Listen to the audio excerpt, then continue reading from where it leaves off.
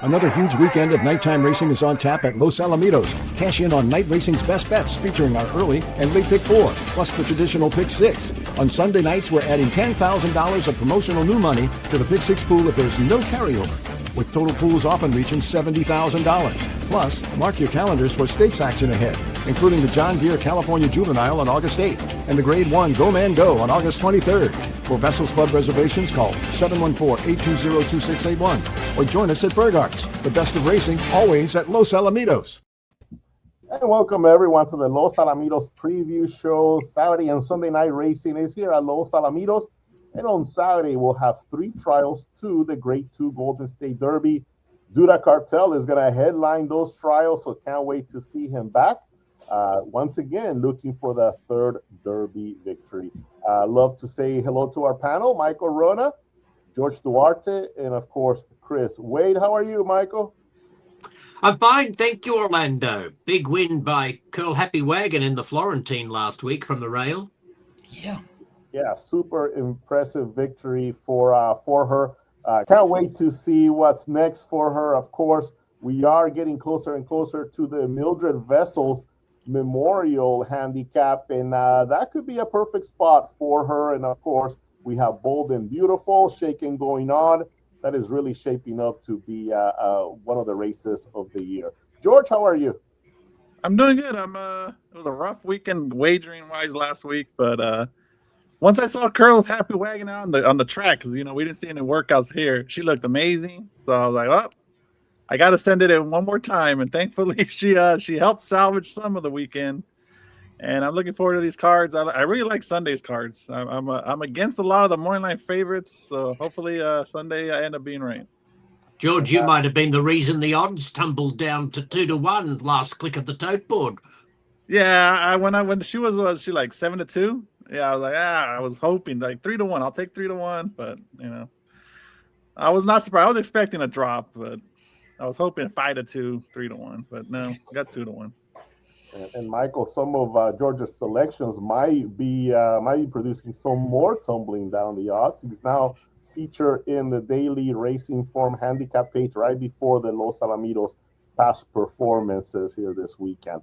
So George's selections getting a little bit more exposure here locally. Chris, how are you? You got a big trip coming up, Commerce Casino.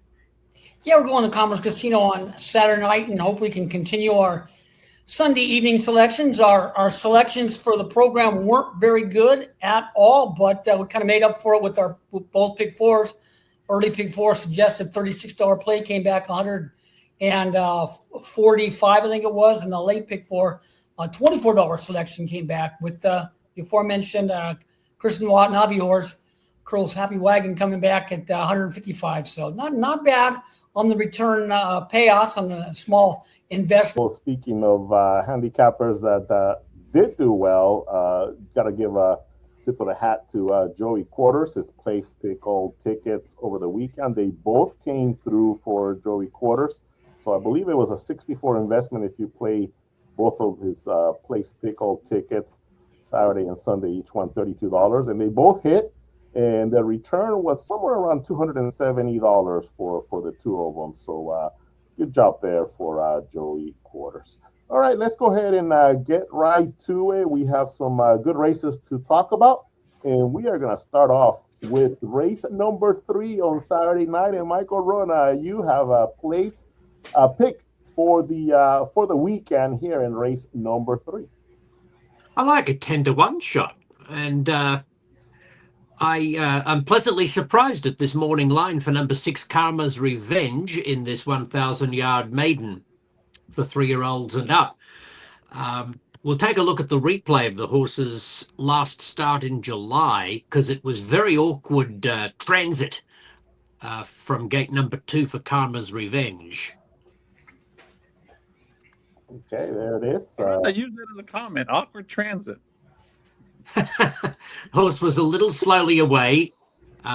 That's the number 2 horse, the blue with the green sleeves. Now, along the back stretch, the horse was reluctant, tentative. There is an opening. If you watch the head-on replay, there is a tight rail opening along the back stretch, but you can see how reluctant this horse is on heels, now being steadied going into the turn, and while being restrained, I felt like Karma's Revenge wanted to lug.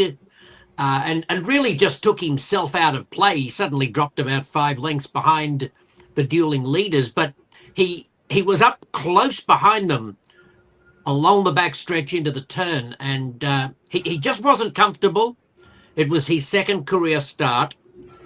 He ended up finishing third. He kept whacking away in the stretch, and he galloped out okay.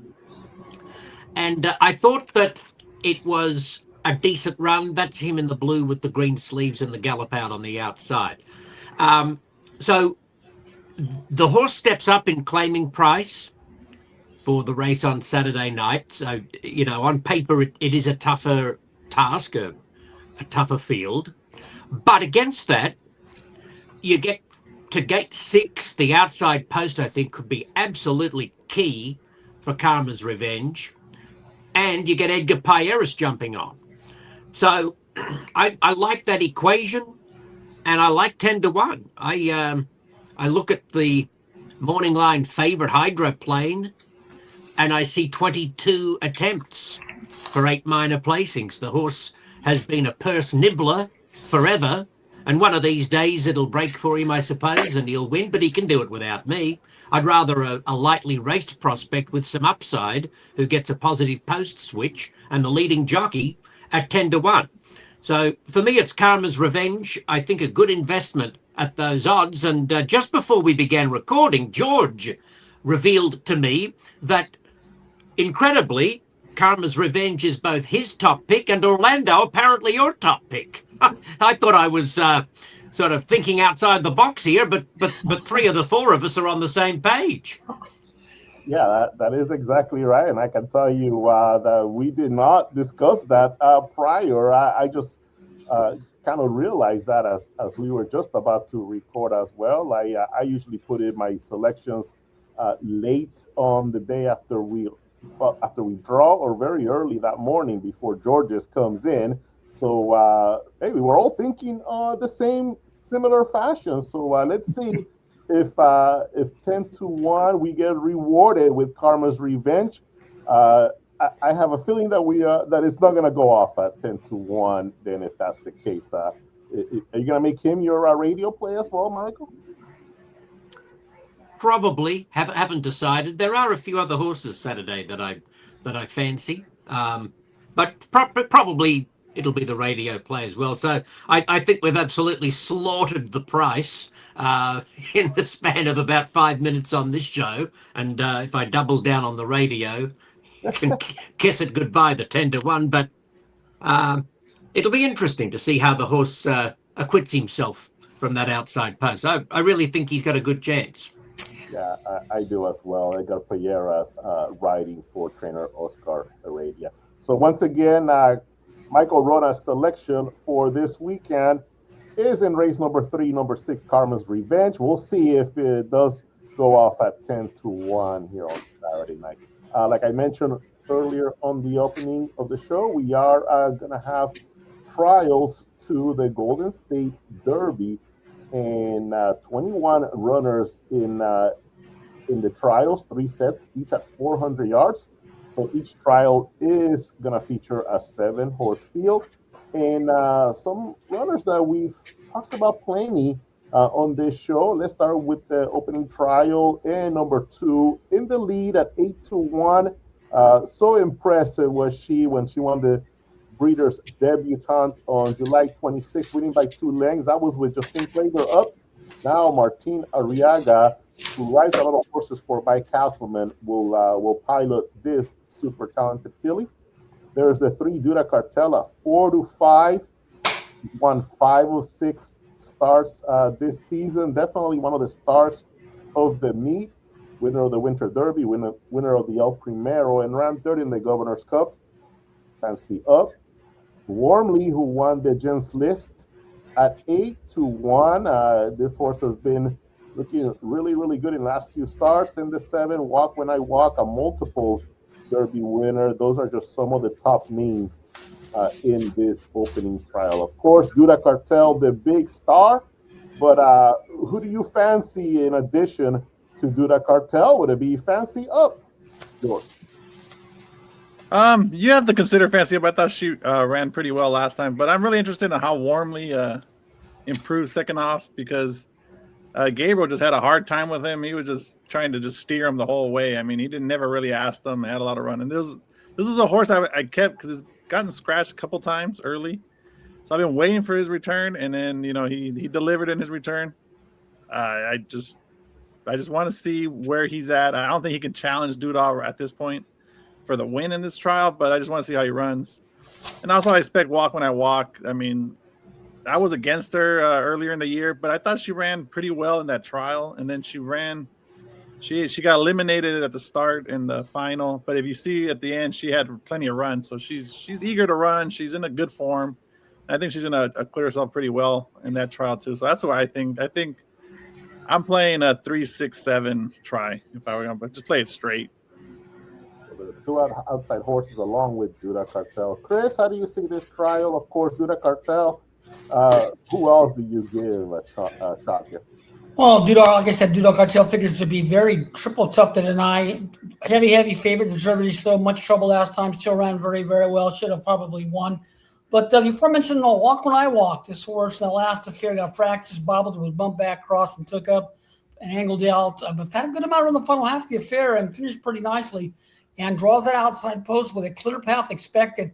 Horse has a big look at the outcome. Of course, Fancy Up was always there or thereabouts. Has a look as my third choice. And kind of a bombs away play. The fireworks over Paris. Horse is better than shown. And got some competitive figures on my chart with everything factored in. Trouble track variant. And did come back to work pretty well here recently. So has a slice of the pie look to it by the horse in the trifecta or superfectas to spice up the return with a Doodah Cartel on top. Michael, what are your thoughts with this field? Like we've been talking about, Doodah Cartel just so tough, figures to be part of the field, the Golden State Derby final field. Who else do you think has a chance here to maybe upset Doodah Cartel? But at the very least, who do you think is the most logical horse to advance to the final in addition to perhaps Doodah Cartel? Well, I'm just going to save us a couple of minutes because, quite honestly, I agree with George and with Chris. I don't really have anything extra to add, so I won't bother being repetitious. Yeah, we got plenty of horses and races to talk about. The race 7 is the second trial, French Valley. We've seen her do some outstanding things. There's been peaks and valleys, let's just say, with French Valley. She's finished second in Grade 1 races, but she's also finished, off the board in some races when we thought maybe she had a chance to contend.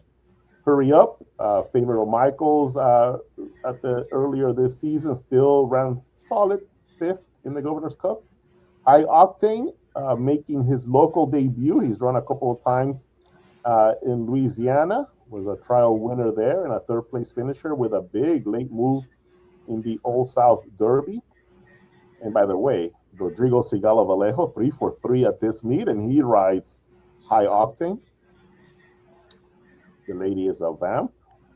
Go north. CM, how about them, Cowboy? That outside post might be to his liking. Michael, your thoughts? I have not discussed Hurry Up with Ed Burgart, but I might need to have a chat with the man sometime soon, because I was complaining about the morning line odds for the Governor's Cup Derby, and the horse actually ended up going off much higher than the morning line, and now Ed's got him pegged at 3-1. Hurry Up. I just cannot stomach that because the horse, he just cannot muster enough pace in the first 100 yards to stay out of trouble and put himself into contention, and he's got a terrible gait again. And one of these days, he'll come from a wider post position and he'll get me again. But I've just got to drop off at the moment. I dropped off him in the Governor's Cup Derby because of the gait, and I just can't visit with Hurry Up right now at 3-1 from gate 2. I still think he has late season potential. But High Octane at 9-5 to me makes more sense than Hurry Up at 3-1. Not only did you hit on the jockey angle there, Orlando, but we were worried last week that Curl Happy Wagon didn't have a local work. It's kind of the same pattern here, isn't it, with High Octane working at the Delta Downs and coming in here, but you get Vallejo and the irons, and he's a very classy horse, and I've got to think he's ready to go, and so he's my pick. High Octane, number 3. Yeah, and that gate in that work, it was a breeze actually. A Delta Downs on July the 4th, 12-3, in coming off of a very, very troubled Derby trial. George, did you happen to see that Derby trial with High Octane? Yeah, I saw all his starts this year. I don't know. I was high on him to end the year, and maybe he doesn't like the surface over there because it is a little bit different. The little Sabine sand they got over there. And maybe that's why he hasn't, wowed me like he ran over here. I mean, he looked like a serious grade 1 horse in his trial to the 2 million, and in the final, he ran really good. And he just hasn't shown that ability. I mean, the race and the Old South Derby, he just didn't have any speed. I mean, he finished fine. And then last race he bobbled. I know, but he just didn't have. I know. I would have liked to seen more willingness at the wire. I want to see where he's at. Maybe it's just the surface. Maybe he likes the weather here. But I mean, over here it's been pretty humid, so I think he's going to come back to a surprise. He's like, hey, this is not the California I left last year. So maybe that was the case. I don't know. I mean, the only difference for me was the horse last week was coming off a layoff. I mean, didn't run all year. This one you actually get to see a few starts to see where he's at. So that's where I am against him. I personally like French Valley on the rail. I mean, this one has the same makings to me as a better in the lead. She's very quick, and she has the right jockey to flash that speed. I like the rail draw right next to Hurry Up, who Michael mentioned is not very quick in the first 100 yards. So she's going to have that clear sailing, because last time she was unable to get that clear sailing. She broke out, bumped, and then that right away after that, she lost her chance. She lost her chance of getting that lead that she needs. That nice wide path, she lost it. So the finish doesn't matter to me at that point. I think she's going to get that clear path from the rail, and I just think maybe High Octane is not as good as he was as a 2-year-old. Hurry Up is slow early, so he's going to have to try to run her down. And maybe she drifts out to make it a little bit harder for him to pass her. And then, everybody else is just not exciting. I mean, Just Famous Enough hasn't done much. This lady in the Vamp, I just don't think she wants to go 400 yards. She's a teaser. She looks like she wants to, but then when she actually gets to run 400, she doesn't have that kick that she shows when she goes shorter. Gore North is kind of interesting because he ran so well on April 11th, but hasn't really done much since. It was very disappointed in that Vandy's flash when having the outside. And then see him. How about that Cowboy? I mean, he won because 2 horses broke to the gate. And just FYI, does not want to go more than 300 yards. So that's who he outfinished. So I'm not really sold on that effort. But does get that comfortable outside post, and he gets to do his thing out there. So, but that's for me, French Valley. If I get 4-1, I'll be very pleased. Well, Chris, Doodah Cartel just looks so strong in the opening trial. This race, more wide open for sure. So I know you have some thoughts. Yeah, this race on my charts is so closely matched. It's about 3/4 of a length from top to bottom. That being said, one of my Michael's horses, give him one more chance. Hurry Up. This horse has had so many troubled journeys, got so much talent, but can't get out of the gate to save his life. He's his own worst enemy. On my charts, I have 9 of his races on my sheets, and of those 9 races, he's been a W, a long shot W, a W, or a 2W in 8 of those 9 races. He's trouble. If this horse could just break halfway decently and have a clear path, he could get the job done. Finally, they're 3-1 in the program. That's the only concern. But number-wise, he's got my best number. It's just a matter of getting out of the gate. French Valley, a good speed horse. On my numbers, he's got his numbers have been kind of regressing a little bit, but still the numbers are still very competitive in this field. Of course, the 3 High Octane in that last race at Delta. Back bobbled badly, lost all chance. He was guzzled throughout. Had a little bit of run far back, and his prior effort was okay after breaking slow once again. Comes back to Los Alamitos, and Christian Watanabe did a great job with the other horse shipping back into Los Al here recently. Horse got a guess at that turn of work at Delta, and it's gonna be my second choice. The 6 Go North, one of those horses that shows you more than he delivers. We'll get there one of these nights for Scott and the doctor. Be my third choice, and French Valley, the speedster on the rail, looking to prove his finishing position after running kind of in his last couple of races. But a closely matched affair can go a number of ways. And can I ask you a question, Chris? Yeah. Do you do figures for Delta Downs? Yes, I do. How has his figures compared to the ones when he ran at Los Al? Okay, well, in his last race, he was so far back, I didn't even give him a number. Yeah, so I mean, like the last his prior effort, he broke a little slow, brushed and skied, lost about 3/4. Decent speed was crossed, and finished fairly under light pressure far back. His number for that race was a 1996 with trouble in track variant. The track was a little bit fast, and his prior effort Delta was a 97, so with some trouble along the way. So his numbers did regress in those 2 races from his previous efforts at Los Alamitos, where he was like a 79 and 84. So if he runs back to his Los Al races 3 and 4 back, definitely has a big look at the outcome. But his last race, a couple races at Delta, were kind of got that comment, not too good. But the ability's there, and coming back to California could wake him up. Let's talk about race number 8. This is the final trial to the Golden State Derby. In the Doodah Cartel was the horse in the first trial, and High Octane looked like very strong, but with a little bit of question marks. This race is just totally wide open. I mean, it's just, you could make a case for every single one, and the big favorite here is a more of it at 5-2. I mean, Cowboy Country 1-2-3 on the outside at 9-5. George, you picked him on top. Is 9-5? Is he just a standout in this race with these odds, or what are you thinking? I think it's a heavily on. Ed probably made him 9-5 because of the outside post. I mean, he draws nicely outside. Speaking of hurry up, his brother is very plagued with the same issue of being slow early and more of it. And he finishes well, but he just keeps finding trouble after he looked like he solved those issues in this past winter when he ran in the maiden trial, won, and then ran in that Derby trial and ran really good. He thought like, okay, he figured things out. He's gonna be good out of the gate, and then since then he's broke 4th, 8th, and 6th. So I think with that, You Are the Best is not necessarily that quick early as well. I think Ed thinks Cowboy Country is gonna get that popping, where they pop and they clear and they drift in a little bit and they're like just gone. I mean, everybody else along the inside. I said the only one that would probably want the 400 yards and along the inside is Morningstar K, but she hasn't, she's only a 2-time winner, just broke her non-2.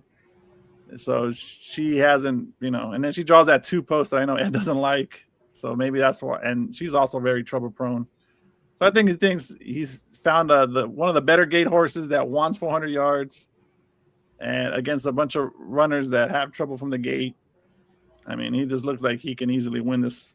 If things break how these horses have been running recently, Cowboy Country should win by over a length.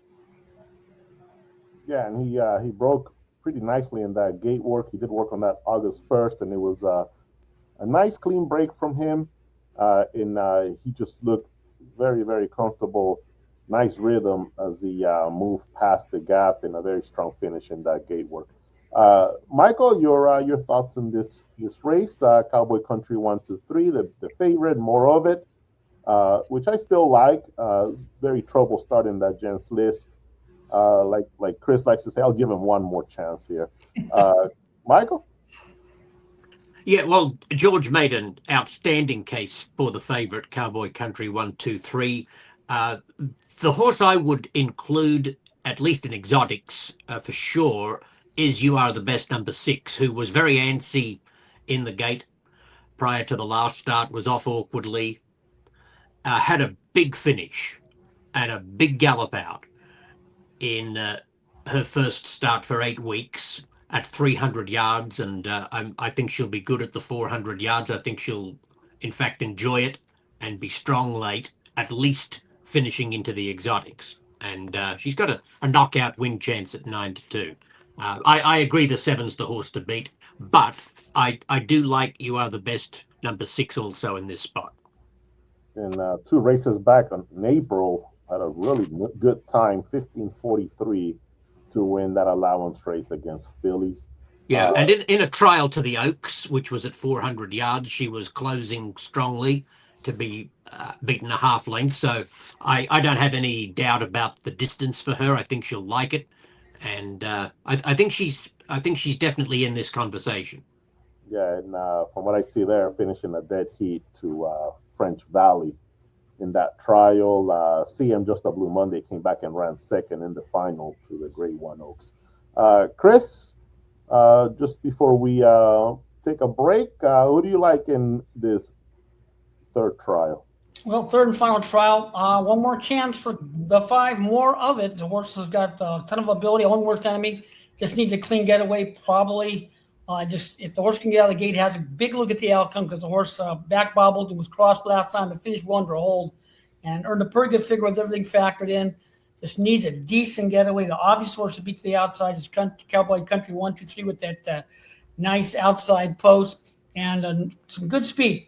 And the horse, nice workout pattern. And of course, You Are the Best. Question mark career this horse was a very fractured gait scratch 20 nights ago, and was very fractured gait prior, when breaking slow and finishing well. This horse has got a lot of talent. Just needs to mind the manners in the gate and in the gate a little bit. And of course, Morningstar K on the inside. Horse who brushed aside the gate last time, and still ran very, very well to get the victory. Just needs a clean getaway. Facing tougher, not 1-2. Facing tougher, but has looked to get a piece of the pie. But one more time for more of it. Hopefully, a clean getaway gives the horse a look at the outcome with the speedy Cowboy Country 1-2-3 up on the outside. Yeah, that's a good look at the trials to the Golden State Derby, the finals in 3 weeks, and of course the big name, Doodah Cartel, looking for his third Derby win of the meet. We're gonna take a quick break, and then we'll come back with Chris's selection for the weekend, and then George has a pick in the Los Alamitos Claiming. Another huge weekend of nighttime racing is on tap at Los Alamitos. Cash in on night racing's best bets, featuring our early and late pick 4, plus the traditional pick 6. On Sunday nights, we're adding $10,000 of promotional new money to the pick 6 pool if there's no carryover, with total pools often reaching $70,000. Plus, mark your calendars for stakes action ahead, including the John Deere California Juvenile on August 8th and the Grade 1 Go Man Go on August 23rd. For Vessels Club reservations, call 714-820-2681 or join us at Burgart's. The best of racing, always at Los Alamitos. And we're back with the Sunday action here at Los Alamitos. 8 races on tap on Sunday, and just like the commercial said, if we don't have a carryover going into Sunday's program, we'll add 10,000 into the pick 6 pool. So let's take a look here at race number 4. Chris Wade, you have a selection in this race. Who's it going to be? I'm going to give Firestone a big look at the outcome there in tonight's Sunday's 4th race, closing up that early pick 4, second leg of the pick 6. This horse is a 5-time lifetime victor, comes out of a very strong open company race and facing good open company in his last few races. 1-2 races back. There's a couple 3-time winners in this affair. The other 3 are 2-time lifetime winners. But this horse did have some trouble that last affair and still ran very, very well. With all factored in, this horse broke very slow, back wobble, was crossed, but finished well despite being close quarters on the wire. So this horse needs a clean getaway to be a big factor there in that 4th event there at 5-2 on the program. All right, Chris, let's go ahead and take a look at the replay from Firestorm's last outing. This is race number 3, back on California Breeders' Champions Night. She's breaking right in the middle for post number 4. And she kind of back bobbled a little bit, brushed and skied, fell back, was crossed, showed some decent speed, but was finishing much better than the look despite climbing near the wire. And the horses got run in the tank, just facing a solid group of horses, and did gallop out pretty well. So this horse just needs a clean getaway and is dropping, facing a bunch of non-winners of 2, or actually non-winners of 3. So drops in class, a big look at the outcome. This horse has my best number in 5 consecutive races. So this horse just gets out of the gate in decent fashion, has a big look at the outcome to be a big factor there at 5-2 Firestone for Sergio Morphin. I remember this runner early on in her career. She just kept winning at big odds. Remember, she was just winning double-digit odds just about every single time. Well, she won the claiming stakes. Yeah, you're right. That was a few years ago. She was a claiming stakes winner. So appropriately enough, this is the night of the claiming futurity. So Chris Wade's top selection here, the slice of the pie, is in race number 4, Firestorm. So let's go ahead and move on to none other than the claiming futurity. That is race number 8. And this race is always interesting because it's one of those races where if you qualify with the fastest time, there is a chance that you decide not to run back in the final because the chances are you are going to get claimed for $16,000. You don't get claimed out of the trials, but you are eligible to get claimed out of the final. And that's what's happened in this particular race. The fastest qualifier, Female Flyer, has opted.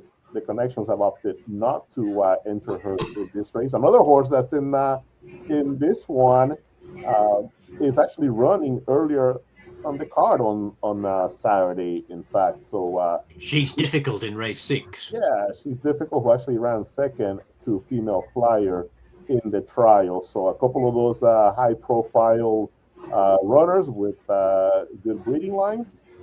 They got that victory. They showed the talent, and now the connections decided, let's just keep them. I remember a few years ago, a horse by owned by Felix Gonzalez, El Tío Ángel. Same thing, had the fastest qualifying time, and Felix said, "I'm not going to run him back in the final." And you could see why he took a chance and actually qualified him to a Grade 2 Futurity final. I'm sure that he. Looking back, it was one of those things that at the time it worked out okay right after for El Tío Ángel. So, here's this final, the claiming futurity, $54,000 purse. And let's take a look at some of the horses in here. Irately from the rail at 6-1, Emperador D at 5-2. He is now the owner of the fastest time in this race. Favorite Shine, half-length winner. MP Express at 8-1, Shining Bright at 10-1, Luna Sofia at 9-2, and Otherworldly on the outside at 3-1. Henry Reynoso Lopez gets the mount here for Valentin Zamudio. Like I said before, George, you have a top selection in this one, your play of the weekend for this show, so you get the first word on the claiming futurity. Yeah, it's on the outside. It's Otherworldly. It's a horse that I've always liked. I remember using him in his races when he was 19-1, 33-1, and 41-1. He just had something in the workouts that I liked that caught my eyes. Like, this one's eventually going to get, it's going to pop one of these days. And I also used him in that trial night. He had the trouble. I stopped paying attention to where he's at, and then you just see him angling out. He gets asked once, and he just responded really nicely and finished well. And was unlucky to lose to me in that race. If he just kept his path, I think he wins. As soon as I saw that he drew the outside, I text the chat, said this is my pick. So I'm happy. I really like that Henry gets on. When the money's down, Henry's one of the top riders down here. So I'm excited for that.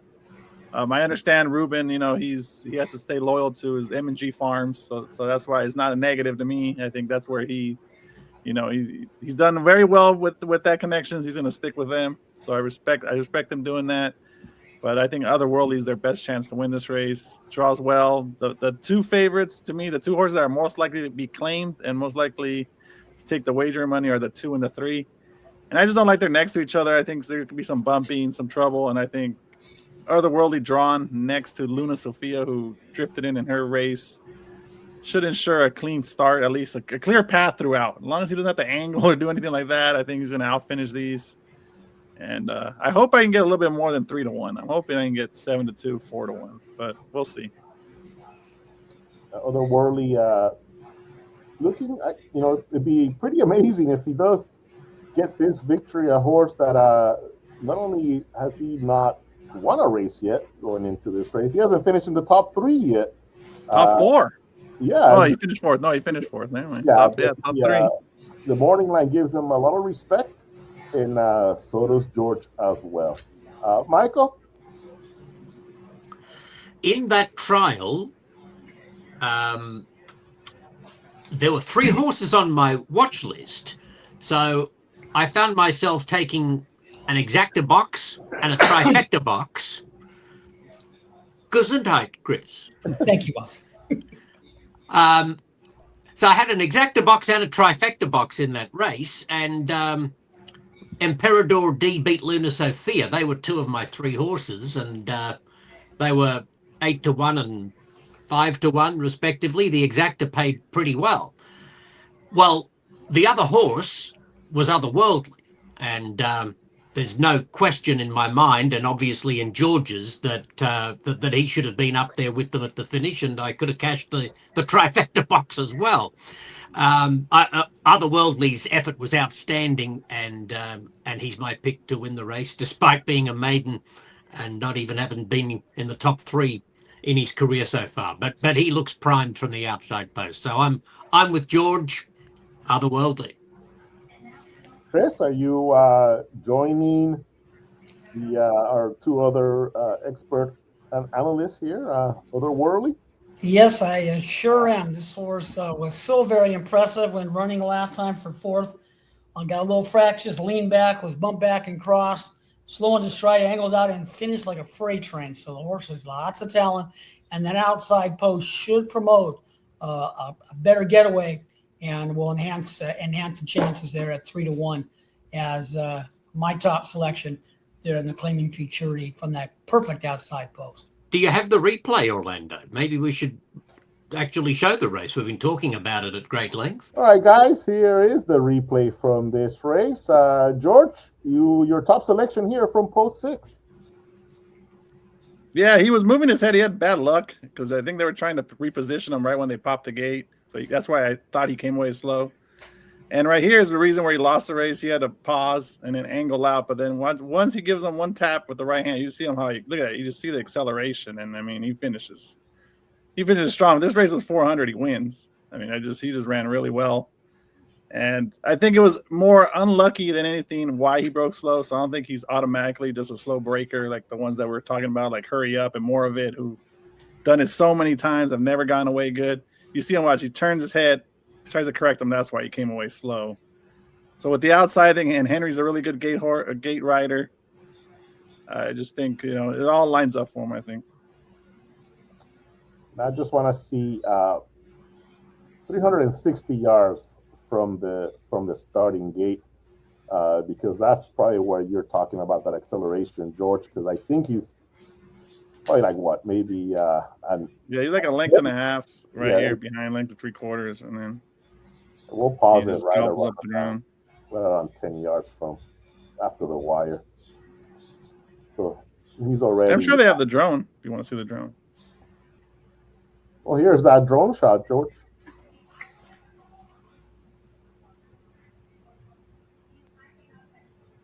Yeah, right here. I mean, if he stays in this path, he's only down a length. He would have been able to make up the ground, but then this pause and having to angle out is what cost him. Cost Michael the trifecta, right there. His own betting. The 7 did the damage to him. His own exacta partner. Ironic, yeah. All right, well, that's a great look at Otherworldly, who lived up to his name during the final 100 yards there in that trial to the Los Alamitos Claiming Futurity. So a good look at the racing weekend from our panel. Again, live racing Saturday and Sunday. First post 7:15 for both racing programs. Should be a nice, fun weekend of racing action. And just before we say goodbye, any final thoughts heading into the weekend, Michael? I want to wish Chris well with his journey and visit to the Commerce Casino. Hope it's enjoyable for you, Chris, and we'll see you Sunday. All right, I'll be there. No doubt. Chris? Yeah, I haven't been to a Commerce Casino basically ever, so it'll be my first time there. And the public has a great time. We go out there and hand out our selection sheets, give out some hats, and invariably, it's kind of, you got to remember everybody, because I got people putting hats down, coming back in half an hour trying to get a red one after they got a black one in or a blue one. So they're always trying to grind me for some hats along the way. But hats are very, very popular, and our numbers have been pretty productive when going out there. So hopefully we can keep it going at Commerce Casino there on Saturday night. Be there probably about 5:15, something along those lines. I think first post like 7:40? 7:50. 7:15, okay. Yeah. So I'll make sure that we packed a few extra hats for you, because there's a lot of people that go in and out of the race book there at Commerce Casino. And I already printed a couple of photos of Norco for your next visit when you go to Striders in Norco. So you can take those along and leave them there at the facility to commemorate Norco's big victory while you're there in his hometown. George? My final thought is, Chris, avoid the poker tables. You're a horse player, so don't spend your bankroll on the poker table. No worries. Never played a poker game. Never smoked a cigarette in my life. So no worries. I'll be there. Just pushing our horses and giving out some hats and hopefully having a good time and hoping to keep our numbers going. Hey, Chris, did you notice on the All-American Oaks trials, Russ Tickle Knockout qualified to the Oaks final, was one of the top qualifiers, and that horse that you mentioned was it Leaving London? Leaving London qualified to the All-American Futurity, bred by Dr. Ed Allred, from the family of London Toby and many of those other really nice runners that we've seen here at Los Alamitos. So he'll be Leaving London will be back for that Labor Day Rich Futurity final. Thank you all for joining us. For everyone at home, thank you for spending part of your day with us, and have a great rest of your day. We'll see you this weekend, everyone. Bye-bye.